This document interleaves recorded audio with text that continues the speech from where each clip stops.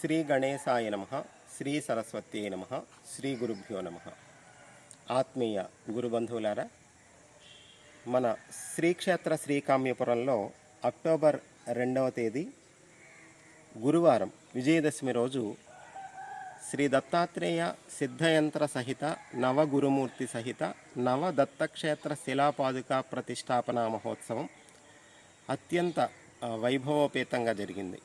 ఈ కార్యక్రమానికి చాలామంది భక్తులు విశేష సంఖ్యలో పాల్గొన్నారు. అయితే ఈ కార్యక్రమం పూర్తి అయి ప్రతిష్టాపన పూర్తి అయి మండలం రోజులు పూర్తి అయింది. ఈ సందర్భంలో మండల పూజ మహాసంప్రోక్షణ అనేటువంటి కార్యక్రమం రేపు ఆదివారం దత్త దర్బార్లో నిర్వహిస్తున్నాం. పరమ పవిత్రమైనటువంటి కార్తీక మాసం ఒక ప్రక్కన, అలానే ఒక అవధూత యొక్క దర్శనం మరొక ప్రక్కన, మహాసంప్రోక్షణ మరొక ప్రక్కన, ఇలా 3 కార్యక్రమాలు మనకు విశేషంగా రేపు ఆదివారం జరగబోతున్నాయి 16వ తేదీ. అయితే ఈ కార్యక్రమంలో పాల్గొనేటువంటి వారు, ఈ కార్యక్రమానికి వచ్చేటువంటి వారు ఒక జల కలశం తెచ్చుకోవాలి.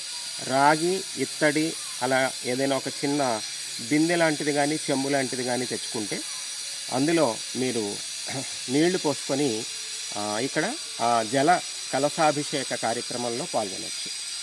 అందరూ ఉదయం 9 గంటలకల్లా మన కామయ్యపాలెం చేరి ఉంటే ఇంచుమించు కాస్త అటు ఇటుగా శోభాయాత్ర చేద్దాం అనుకుంటున్నాము. కనుక 9 గంటలకి కాస్త అటు ఇటులో 9:30 లోపు అందరూ వచ్చేయండి. అప్పుడు మనకు గ్రామ మధ్యలో ఉన్నటువంటి ఆ జంక్షన్ నుండి శోభాయాత్రగా కలశాలు పట్టుకొని మాతృమూర్తులందరూ 2 వరుసల్లో రావచ్చు. మాతృమూర్తులు అన్నారని మగవాళ్ళు తెచ్చుకోకూడదని ఏం లేదు, అందరూ పాల్గొనవచ్చు. మీరు తీసుకొచ్చిన ఆ జల కలశాలతో ఇక్కడ సిద్ధయంత్రానికి అభిషేకం జరుగుతుంది, గురుమూర్తులకు అభిషేకం జరుగుతుంది, పాదుకలకు అభిషేకం జరుగుతుంది. కనుక అంతేకాదండి, ఇంకొక ముఖ్యమైన విశేషం కూడా ఉంది.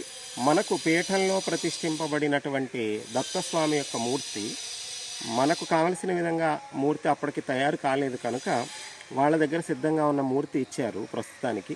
ఆ మూర్తి స్థానంలో కూడా మనకు ఇవ్వవలసిన మూర్తి వచ్చేసింది కనుక ఆ దత్తాత్రేయ స్వామి వారి యొక్క మూర్తి ప్రతిష్ఠ కూడా ఆ రోజు జరుగుతుంది. అంటే ఈ దత్తమూర్తి వరద అభయ హస్తాలతో ఉంటారు. ప్రపంచంలో ఎక్కడా లేని విధంగా ఒక అత్యద్భుతమైన రీతిలో స్వామి రాబోతున్నారు.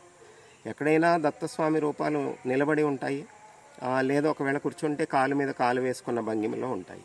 కానీ ఇప్పుడు స్వామి 2 పాదాలు కూడా పద్మాసనంలో కూర్చొని కలియుగ ప్రత్యక్ష దైవం శ్రీనివాసుడు తిరుమలలో ఆయన భాగమూర్తిగా వరద అభయహస్తాలతో ఉంటే, ఇక్కడ శ్రీక్షేత్ర శ్రీకామ్యపురంలో మన దత్తస్వామి యోగమూర్తిగా ఉంటారు. కానీ శ్రీనివాసుడు లాగానే వరద అభయ హస్తాలతో ఉంటారు. దత్తస్వామి ఇట్లా వరద అభయ ముద్రలు ధరించి ఉన్నటువంటి స్వరూపం ఎక్కడ బహుశా మనకు తెలిసినంత వరకు లేదనే చెప్పవచ్చు. కనుక ఆ మూర్తిని కూడా మీరు దర్శించుకోవచ్చు. ఆ తర్వాత మరొక ముఖ్యమైన విశేషం, ఇప్పుడు మనకు ఇది ఒక ప్రసిద్ధి చెందినటువంటి ఒక దత్తపీఠంగా, గురు పాదుకా పీఠంగా, సిద్ధపీఠంగా ఆవిర్భవించింది. కనుక రేపు కార్తీక మాసం చివరి రోజు గురువారం వచ్చింది, అమావాస్య, కార్తీక అమావాస్య గురువారం చివరి రోజు. ఆ రోజు నుంచి శ్రీ దత్తాత్రేయ ఔదంబర దీక్ష, దత్త ఔదంబర దీక్ష స్వీకరించండి. వీలైన వాళ్ళు అర్ధమండలం ఉంటుంది, అనగాష్టమితో పూర్తవుతుంది. డిసెంబర్ 12 అనగాష్టమి. డిసెంబర్ 4 నుంచి డిసెంబర్ 12 వరకు బ్రహ్మోత్సవాలు జరుగుతాయి మన శ్రీక్షేత్ర శ్రీకామ్యపురంలో. ఇవి దత్తాత్రేయ నవరాత్రి బ్రహ్మోత్సవాలు.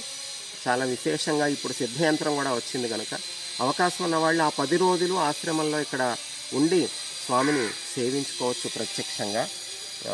ఇంటి దగ్గర ఉండి అర్ధమండల దీక్ష, లేదు కుదరకపోతే నవరాత్రి దీక్ష డిసెంబర్ 4 నుంచి డిసెంబర్ 12 వరకు. 12వ తేదీ మాత్రం అందరూ రావాలి. 4వ తేదీ నుంచి దీక్ష స్వీకరించేవారు, నవరాత్రి దీక్ష స్వీకరించేవారు పరిసర ప్రాంతాల వాళ్ళైతే వచ్చి ప్రత్యక్షంగా దీక్ష స్వీకరించుకొని 12వ తేదీకి రావచ్చు. లేదు అంటే ఆ రోజు ఆన్లైన్లో సంకల్పం చెప్పిస్తాము, వాట్సాప్లో లింక్ పంపిస్తాము. సంకల్పం చెప్పుకొని మీరు ఇంటి దగ్గరనే దాని విధానాలు, దాని విశేషాలు మళ్ళీ చెప్పుకుందాము. ఇప్పుడు కన్ఫ్యూజ్ అవుతారు. రేపు ఆదివారం కార్యక్రమం వరకు గుర్తుపెట్టుకోండి. ఇప్పుడు రేపు ఆదివారం 16వ తేదీ కార్తీక మాసం చివరి ఆదివారం వస్తుంది. మన శ్రీ దత్తాత్రేయ సిద్ధయంత్ర సహిత నవగురుమూర్తి సహిత నవదత్తక్షేత్ర శిలాపాదుకలకు మహాసంప్రోక్షణ అష్టోత్తర శత జల కలశాభిషేకం ఇది ప్రధాన కార్యక్రమం. ఆదివారం వచ్చే వాళ్ళందరూ వీలైతే అందరూ ఒకే రంగు వస్త్రాలు కట్టుకొని రండి, పసుపు రంగు వస్త్రాలు కట్టుకొని రావడానికి ప్రయత్నం చేయండి.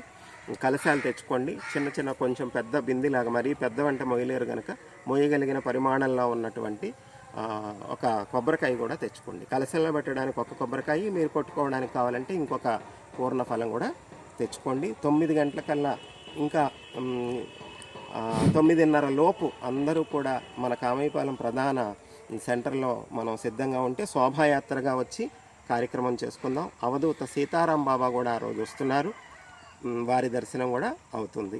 ప్రతిష్టకు రాలేకపోయామని బాధపడేవారు ఇప్పుడు రండి, ఇది కూడా ప్రతిష్టతో సమానమైనటువంటి కార్యక్రమం. అందరికీ శుభం భూయాత్. శ్రీ గురుదత్త, జై గురుదత్త.